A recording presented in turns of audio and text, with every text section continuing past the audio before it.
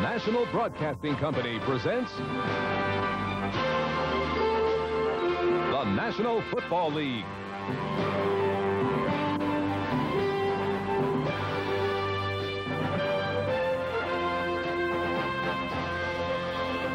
Today from Cleveland Stadium, it's the Seattle Seahawks versus the Cleveland Browns. Brought to you by Budweiser, Beechwood Age for that clean, crisp taste. This Bud's for you. By Mitsubishi Motors, who invites you to come see the full line of cars and trucks. Mitsubishi, suddenly the obvious choice. And by AT&T, the right choice. It's a chilly, overcast afternoon in Cleveland, Ohio. The temperature is 50 degrees, but a sellout crowd of over 80,000 is expected as the Cleveland Browns host the Seattle Seahawks. Hello, everybody. I'm Mel Proctor along with Joe Namath. And Joe, we've got the two longest pass reception streaks in NFL history. Steve Largent in 157 straight, Ozzie Newsome in 132. But what about the quarterbacks? They're the guys who have to deliver the football. And in the Seahawks case, it's a rookie, Kelly Stouffer. Well, Kelly Stouffer has good pocket presence. He doesn't panic back there. For a rookie, that's great. He has a strong arm and excellent release, but his accuracy isn't quite where the Seahawks or Kelly would like it at this point, and that can be a major problem against a Brown defense that's only allowed the opposition quarterbacks to complete 42% of their passes, the best in the NFL. Browns are number one in pass defense. They have not allowed a touchdown pass this year, and they boast the two all-pro cornerbacks in Hanford Dixon and Frank Minifield. When you talk defense about the Seattle Seahawks, the Boz comes to mind. Brian Bosworth, the most celebrated member. He's written a book. He's got the haircut and so forth, but there are a lot of talented players on this team. Well, they have a lot of number one draft choices, and Bosworth is playing with a shoulder injury that's going to require surgery at the end of the season. Now, they haven't stopped the run all season long, and I look for Cleveland to pound that line of scrimmage with their running backs, Biner, Mack, and Manoah.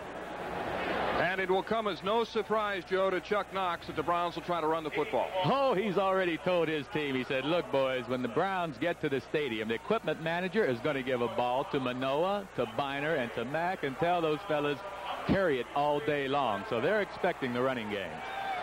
And Norm Johnson ready to get this game underway. This kickoff is sponsored by Budweiser, the king of beers. Back deep for the Browns, 83, Glenn Young, who led the AFC in kickoff returns in 1985, and Herman Fontenot, number 28. Norm Johnson, whose father was once drafted by the Cleveland Browns in 1952 on the 22nd round after playing at UCLA.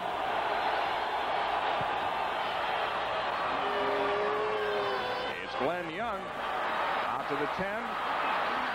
Had some running room, but the hole closed up quickly, and he's down at the 23-yard line. And the Browns will begin their drive there. Mike Pagel, the third quarterback used by Cleveland this year. Bernie Kosar got hurt in the opener. Gary Danielson broke his leg against the Jets. Biner and Mack will be busy today. Langhorne and Slaughter, the two wide receivers, and Ozzie Newsome, the great tight end, in his 11th year. First down for the Browns at the 22. Big offensive line averaging 284 pounds. Led by Cody Rison, the all-pro right tackle. Biner is in motion. Pegel's pass incomplete. Dropped by number 84, Webster Slaughter. He had a streak. He'd caught a pass in 31 consecutive games going into last week's game, but he was blank.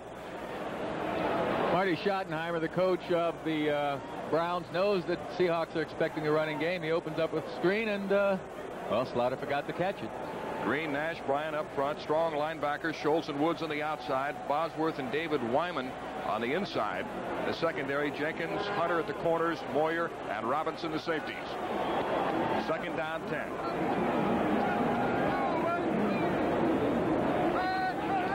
And Biner is in motion to give to Kevin Mack. Mack is out to the 27-yard line. He's playing with a pulled groin muscle, and we expect to see Tim Manoah and Herman Fontenot a lot. Manoah had a big game last week against Pittsburgh, so Marty Schottenheimer's indicated he's going to use a lot of different running backs today. Well, he expects to run the ball a lot. Mack is a real load to bring down. He's a hard runner. And as we mentioned at the top of the show, these Seahawks haven't been consistently stopping the running game.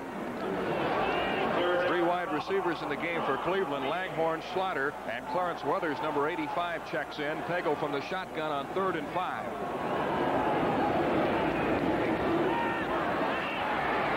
Over the middle, incomplete as Webster Slaughter took a shot. Mel Elvin Jenkins, 24, and Eugene Robinson, the free safety in coverage for the Seahawks, and Cleveland will have to punt.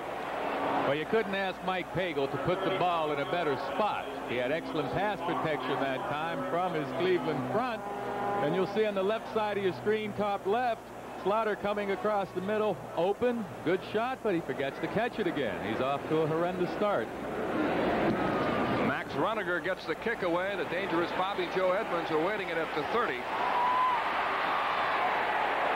coverage downfield by the Browns, and special teams will be a big key this afternoon. Both teams pride themselves on outstanding special teams play. And here's the rookie quarterback, Kelly Stauffer, out of Colorado State. Kurt Warner and John L. Williams in the backfield. The wide receivers, Brian Blades making his first start, and the great Steve Largent. Mike Tyson, excellent tight end, good pass catcher and blocks very well. And these are two of the bigger offensive lines in the league. The Seahawks average 280 up front. And they'll begin this drive at the 38-yard line. No score in the early going from Cleveland. Mel Proctor with Joe Namath bring you today's game. Series dominated by the Seahawks. They're 7-2 against Cleveland. And a penalty marker down. The referee today is Jerry Seaman. The snap, number 65 offense, still first down. Left guard Edwin Bailey moved early.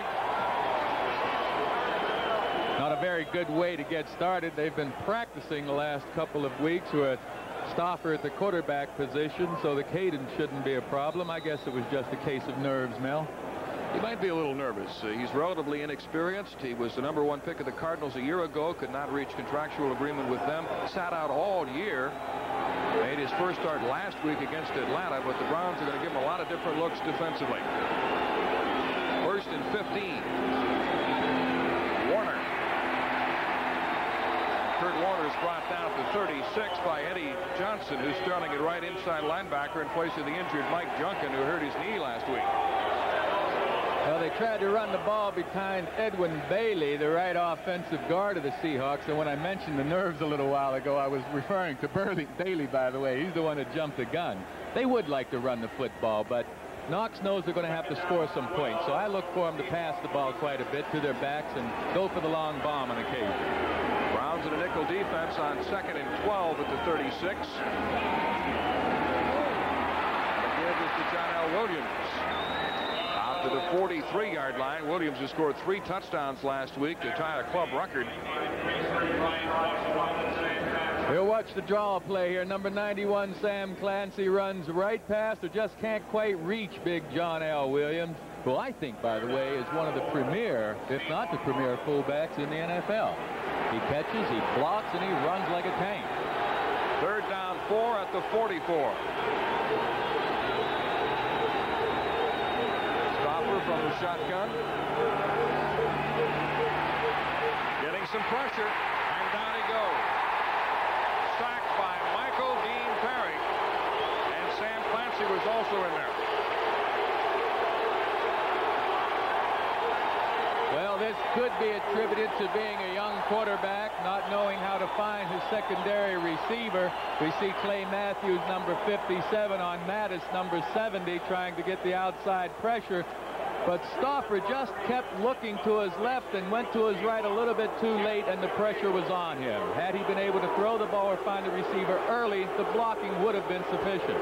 So Sam Clancy gets credit for the sack, a former Seattle Seahawk.